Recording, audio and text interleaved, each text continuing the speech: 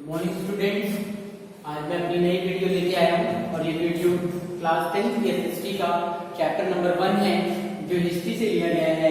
Chapter का नाम है the rise of nationalism in Europe, यानी यूरोप में राष्ट्रवाद का उदय। फिर से आपको बताना चाहेंगे कि आज हम लोग जो है क्लास 10th की हिस्ट्री का चैप्टर नंबर 1 पढ़ रहे हैं जो हिस्ट्री से लिया गया है। चैप्टर का नाम है the rise of nationalism in Europe. तो चलिए आज देखते हैं कि हमें कौन कौन से पॉइंट्स पर डिस्कशन करना है। हमारा पहला पॉइंट है लिबरल नेशनलिज्म, यानी किस प्रकार के एक स्वतंत्र जो है राष्ट्रवाद की भावना का प्रसार हुआ, इसके बारे में हम लोग जो है लिबरल नेशनलिज्म में पढ़ेंगे। फिर पढ़ेंगे the ideas of liberal nationalist in the economic sphere. Economic sphere में जो लिबरल नेशनलिस्ट थे उनके क्या विचार थे, इस विचार के बारे में पढ़ेंगे। फिर पढ़ेंगे एक कन्वर्टिज्म आता है, एक कंजर्वेटिज्म आता है 1815 में, 1815 में, इसके बारे में जानेंगे। और कुछ प्रमुख पॉइंट्स पर जो कि वियना की संधि में वियना की संधि की गई, वियना की संधि की कुछ प्रमुख शर्तों के बारे में पढ़ेंगे कि क्या क्या शर्तें रखी गई। और उसके बाद हम पढ़ेंगे द एज ऑफ रेवोल्यूशन, क्रांतियों के समय के बीच में, यानी 1830 से 1848 तक जो है हम क्रांतियों के समय के बारे में पढ़ेंगे। तो पहला पॉइंट है हमारा लिबरल नेशनलिज्म। दूसरा पॉइंट है ideas of liberal nationalist in the economic sphere. तीसरा है अ न्यू कन्वर्टिज्म इन 1815। चौथा है major point of treaty of Vienna.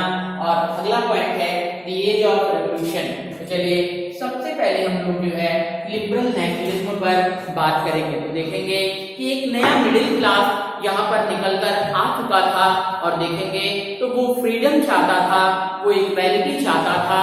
और देखेंगे तो वो ये चाहता था कि सभी व्यक्ति, चाहे किसी को विशेषाधिकार ना दिया जाए, सभी लोग जो है कानून के समक्ष समान हों। और देखेंगे तो उसके अंदर नेशनल यूनिटी की भावना थी, यानी वो चाहता था कि सभी के अंदर में राष्ट्रीय एकता आए। देखेंगे तो फ्रांस की बात करें तो यहाँ पर जो वोट देने का अधिकार था, या देखेंगे जो इलेक्शन कराने का अधिकार था, या प्रॉपर्टी रखने का अधिकार था, तो इसमें भी देखेंगे तो कुछ एक्सक्लूसिव पॉइंट दिए गए।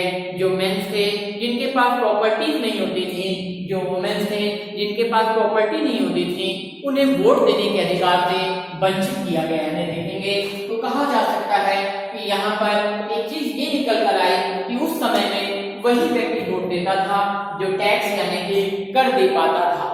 जिनके पास टैक्स देने की क्षमता नहीं होती थी वो वोट देने का अधिकारी नहीं होता था। तो इस प्रकार से आपने लिबरल नेशनलिज्म के बारे में जाना।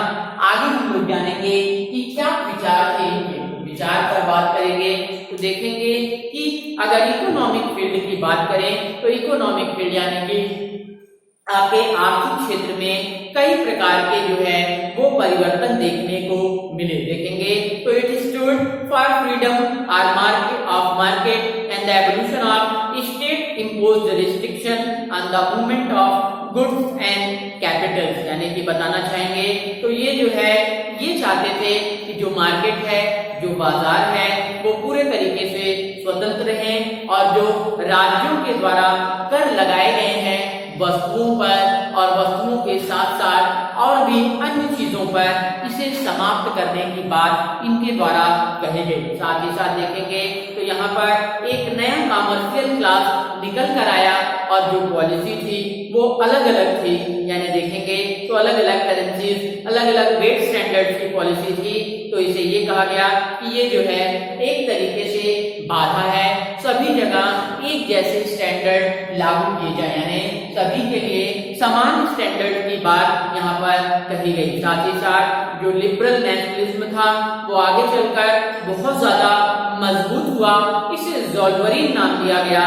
और देखेंगे तो इसमें बहुत सारे जो कर थे जिन्हें हम ट्रैफिक बैरियर्स कहते हैं, इन ट्रैफिक बैरियर्स को जो है वहां पर समाप्त किया गया। तो इस प्रकार से कह सकते हैं कि ये भी एक बहुत अच्छी पहल उस समय रही।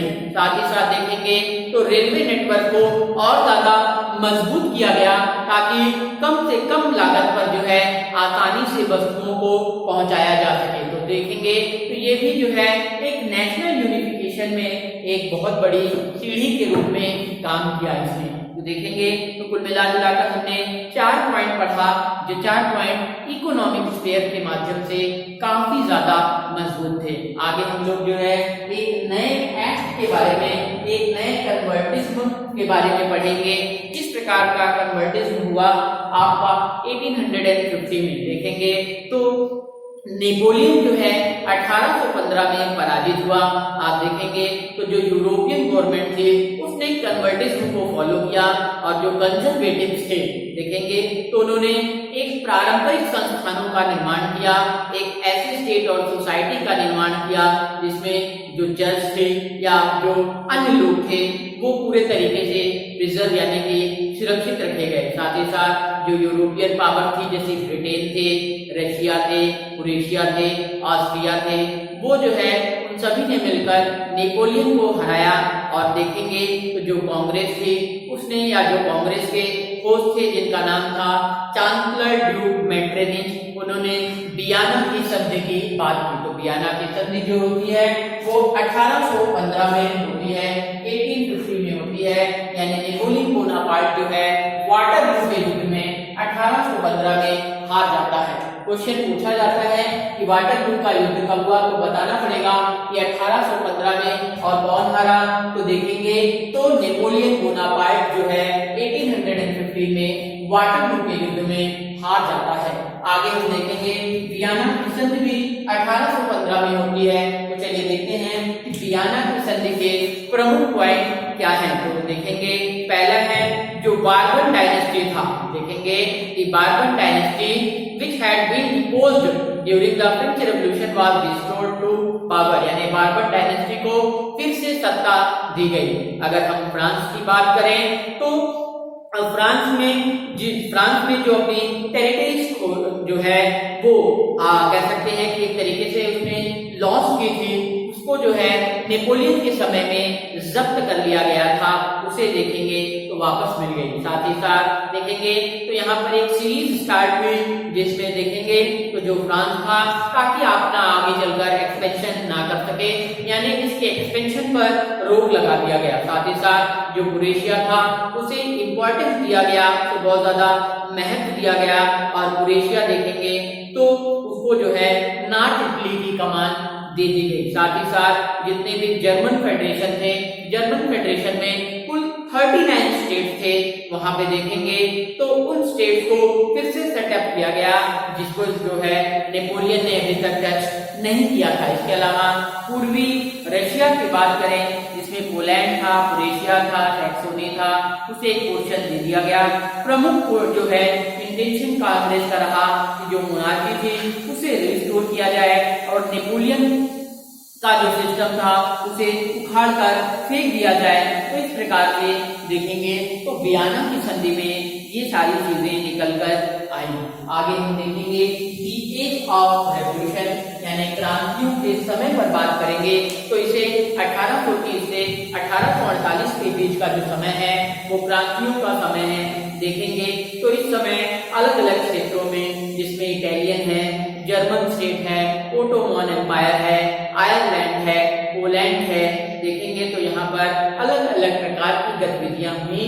और देखेंगे तो सबसे पहले फ्रांस में देखेंगे तो 1830 में हुई, यानी कि जो जुलाई रेवोल्यूशन था उसमें ब्रुसेल्स, बेल्जियम, यूनाइटेड किंगडम और नीदरलैंड में जो है एक प्रकार की चिंगारी निकली। और ये जो स्ट्रगल था ये 1821 में ग्रीस से स्टार्ट हुआ और 1832 में कॉन्स्टेंटिनोपल यानी देखेंगे तो कॉन्स्टेंटिनोपल की संधि के साथ जो है वो समाप्त हुआ। तो आज के वीडियो में इतना ही, बाकी आगे की वीडियो में किसी प्रकार की समस्या हो तो कमेंट के माध्यम से पूछेंगे। Thank you.